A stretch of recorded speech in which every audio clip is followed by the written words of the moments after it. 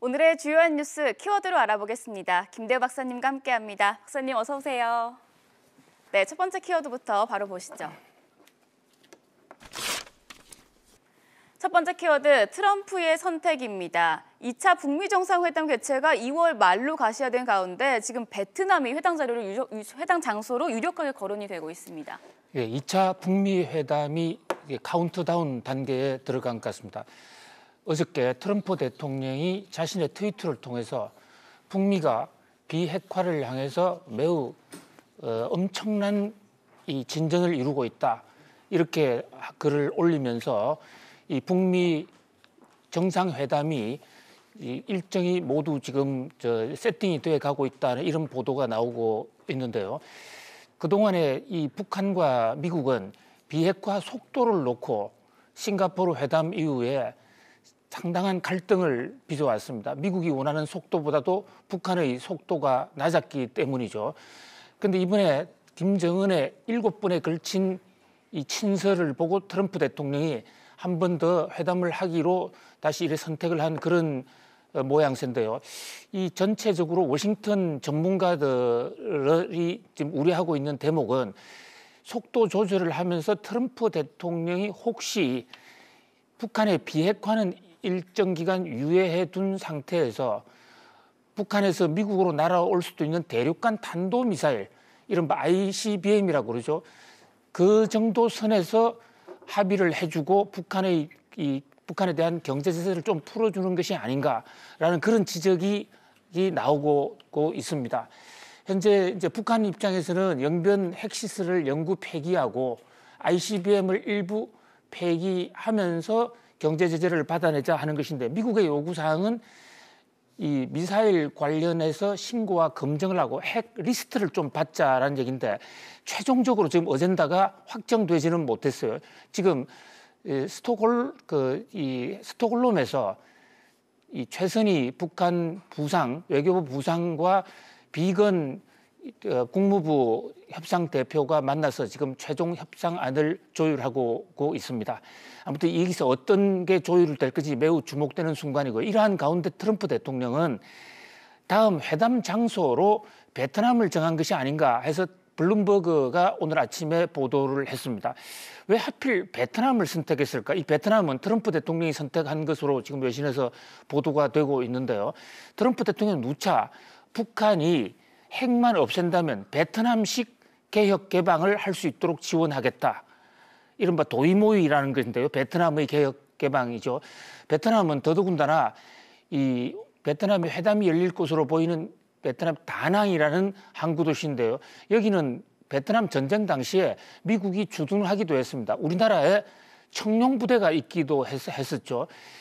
이 베트남의 다낭은 베트남 경제 개발의 상징이기도 합니다. 이제 핵을 좀 내려놓고 베트남식으로 이 북한식 사회주의와 자본주의를 결합해서 경제 성장을 해보라는 그런 뜻이 담긴 것으로 보입니다.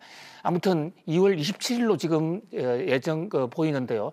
이 베트남 다낭에서 열릴 북미 제2차 정상회담, 세계 역사의 흐름을, 운명을 다시 한번 바꿀 주요한 회의로 주목받고 있습니다. 네, 2차 북미 정상회담 소식들 나오는 대로 바로바로 전해드리도록 하겠습니다. 이어서 다음 뉴스 키워드로 넘어가 보시죠. 국민연금의 힘입니다. 국민연금이 투자기업에 대한 주주권 행사를 강화하기로 밝힌 가운데 지금 스튜어드십 코드 가이드라인을 공개했습니다. 네, 요즘 국민연금이 연일 이슈가 되고 있습니다. 이 국민연금의 최근 행보를 보면 앞으로 우리나라 재계에서 국민연금이 가장 큰 무서운 손이 될 것으로 보입니다. 어저께는 이 스튜어드십 코드에 관한 가이드라인을 공개했어요.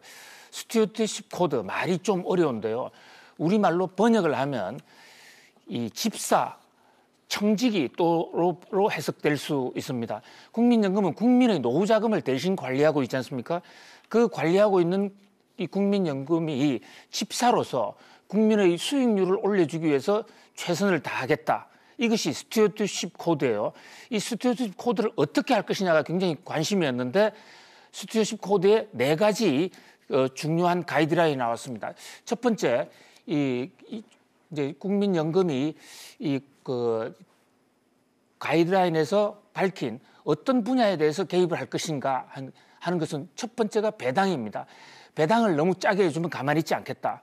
또 임원의 보수가 너무 많으면 이사, 사장 이런 분들의 이사가 너무 많아도 안 되겠다. 그리고 특히 주목한 게 이제 횡령, 배임과 사익 편취인데요.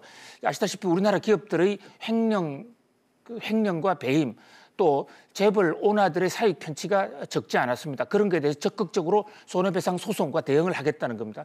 그다음에 이제 두 번째 예상치 못한 그런 이 재벌 기업들의 돌출 행동에 대해서 적극 개입을 하겠다. 또 세 번째는 지금 자막에 나오고 있는 것이 주주 대표 소송에 나서겠다. 이 전현직 재직을 했던 이 직원들이 업무를 잘못해서 회사에 손해를 줬을 때는 개입을 하겠다는 그런 내용입니다. 그다음에 이제 또 하나 주목을 끄는 것은 네 번째 손해배상 소송인데요. 이 회사가 경영을 잘못했거나 또는 이 임원들의 그 실책으로 인해서 주주들에게 손실을 보였다. 회사에게 손실을 보였다. 그때는 소송을 통해서 바로 잡겠다라는 겁니다.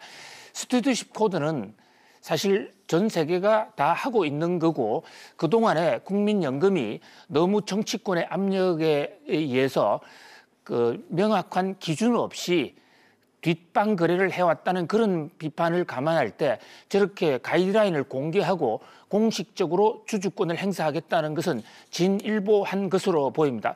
그러나 문제는 과연 국민연금을 우리가 얼마만큼 신뢰할 수 있느냐. 국민연금이 정치권의 이해가 아닌 진정으로 주주들이 국민연금에게 그 기금을 맡긴 국민들을 위해서 객관적이고 공정하게 경영권을 행사할 수 있겠느냐라는 그런 데 대한 의구심이 완전히 불식되지 않고 있다는 것입니다. 현재 국민연금은 대통령이 임명하는 보건복지부 장관이 지금 총괄을 해요. 객관성을 유지하는 그런 장치가 아쉽다는 거죠. 그래서 이런 면에서 우리나라 한국은행 금융통화운영위원회처럼 이렇게 기능이 중요하게 된 만큼 국민연금 기금관리위원회나 또는 수탁자 책임위원회도 완전하게 객관성 있는 인사들로 또 신분의 보장을 받는 그런 인사들로 연금을 국민연금부터 개혁을 해야 되는 것이 아닌가. 그래야만 기업들로부터 경영 간섭자다. 쓸데없는 시어머니다 하는 그런 어떤 의혹에서부터 벗어날 수 있을 것으로 보입니다. 어쨌든 국민연금이 재계의 강력한 힘으로서 부상하고 있습니다. 네, 계속해서 세 번째 키워드입니다. 다음 키워드 실업급여의 두 얼굴입니다. 박사님, 지난해 지급된 실업급여 액수가 사상 최대치를 기록했다고 하죠. 네, 실업급여로 나간 돈이 무려 6조 7천억 원입니다. 이 전년 동기 대비에 비해서 1조 5천억이나 늘었고요. 저 통계가 공개되기 시작한 2008년 이후 사상 최대인데요. 그 당시만 실업급여가 3조였거든요. 그것이 거의 7조 가까이 늘었다. 굉장히 우리 사회에 중요한 시사점을 주는 그런 통계라고 하지 않을 수 없습니다.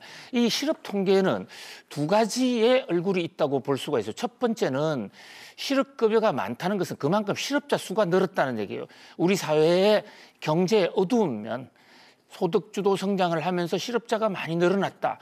그리고 결과적으로 실업자가 많이 늘어나니까 실업자들이 받는 실업급여도 늘어날 수밖에 없다는 그런 측면이 하나 있고요. 또 하나의 얼굴은 실업자 늘어난 것과는 무관하게 최저임금이 인상되면서 구직급여의 하한선이 올라갔습니다.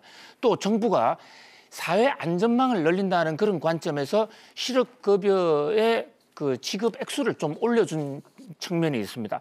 그런 측면에서 특히 집권 여당인 민주당 측에서는 두 얼굴 중에 구직급여의 하한선이 올라갔다는 면에서 사회 안전망이 확대된 것이다. 매우 좋은 현상이다라고 얘기를 하고 있고 또 비판적인 시각에서는 실업자가 늘어난 것이니까 그만큼 정부 정책의 실패가 아니냐 이런 두 얼굴을 갖고 있습니다만은 이 실업급여는 갑자기 본인의 의사와는 관계없이 회사에서 잘렸을 때 그 잘린 그 근로자들이 지난 18개월 중 13개월 이상 계속 근무를 했다라는 것을 한 사람에 대해서는 6개월 정도의 기간을 두고 구직을 하는 기간 동안에 구직급여란 이름으로 새로운 일자리를 찾을 수 있는 돈을 지급하는 겁니다. 전 세계적으로 볼 때 우리나라의 실업급여 비중은 매우 사실상 낮은 수준입니다.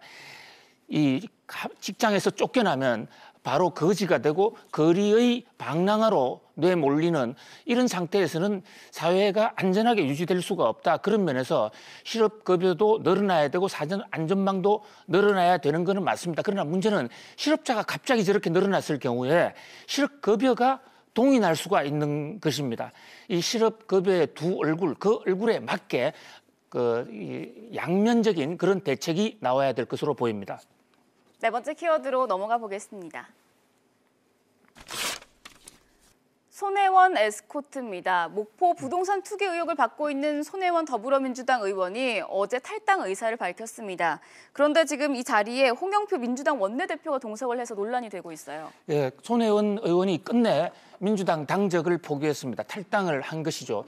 어저께 주일인 어저께 낮에 국회에서 기자회견을 했는데요. 아주 이례적으로 탈당 기자회견장에 민주당 원내대표 홍영표 의원이 나타났습니다.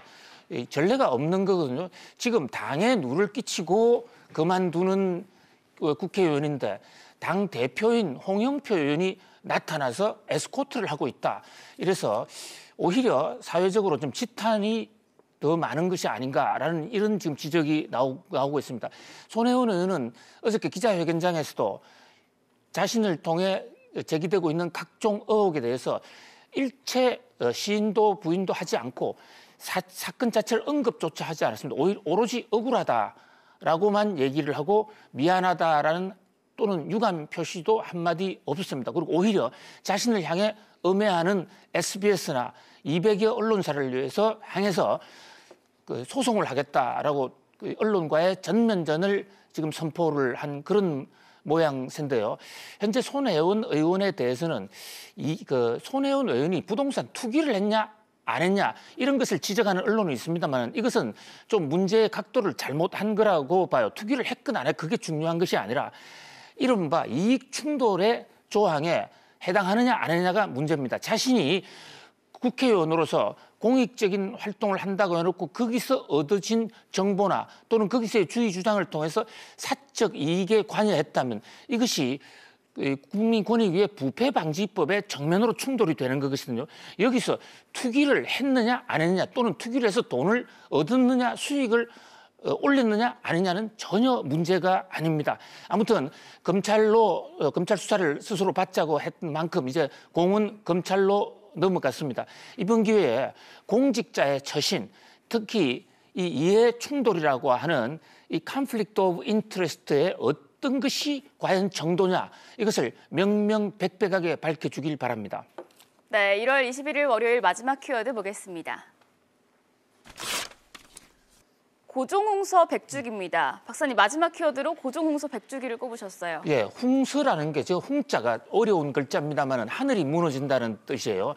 보통 임금님이 돌아갔을 때 우리가 홍서라고 얘기했는데 오늘이 고종이 홍서한 지 그러니까 고종이 서거된 지 꼭 100년 되는 날입니다. 우리 조선 왕조의 사실상 마지막 황제지 않습니까?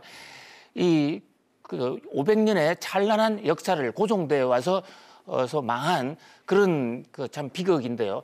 이 고종 황제가 100년 전에 덕수궁에서 상궁이 내준 식혜를 먹고 사망을 한 것으로 지금 알려져 있어요. 그런데 그 상궁도 갑자기 지금 의문의 죽음을 당했기 때문에 진실은 밝혀지지 않았습니다. 뭐 추측컨대 일제가 죽이지 않았겠느냐 이렇게 추측을 합니다만 어쨌든 고종이 홍수하면서 국민 감정이 들끓었고 그것이 28 동경 독립운동과 3.1운동으로 이어졌어요. 그리고 또 3.1운동은 바로 상하이 임시정부로 이어졌지 않습니까? 우리가 올해 건국 100주년을 맞는데 한 역사의 고비가 된 것이 바로 100년 전 오늘 고종의 홍수입니다.